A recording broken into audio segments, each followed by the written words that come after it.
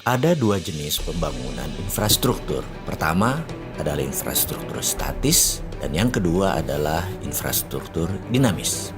Pembangunan jalan tol, pelabuhan, bandara adalah kategori sebagai pembangunan infrastruktur statis. Sifat dari infrastruktur statis adalah penunjang kegiatan infrastruktur dinamis.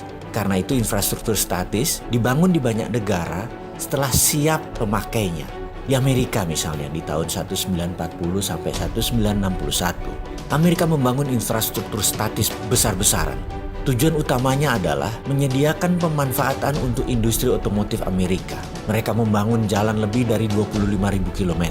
9 dari timur ke barat, 11 dari utara ke selatan, dan terus dibangun akar-akar jalan tersebut. Apa yang terjadi adalah industri otomotif mereka tumbuh di atas 15% per tahunnya.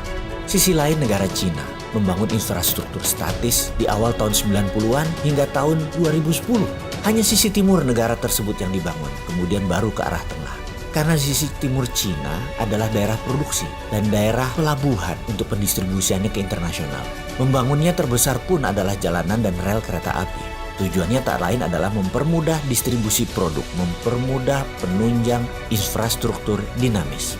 Jadi infrastruktur dinamis adalah sektor industri.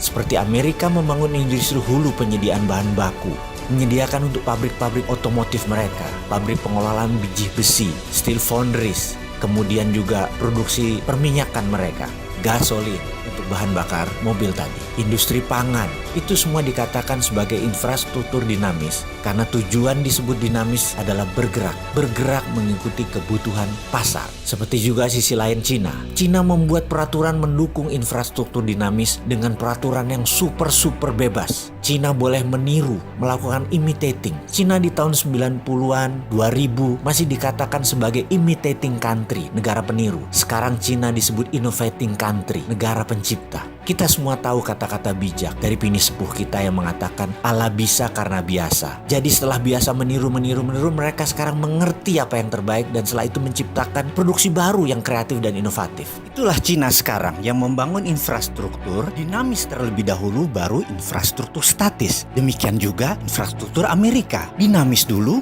baru yang statis. Kalau di Indonesia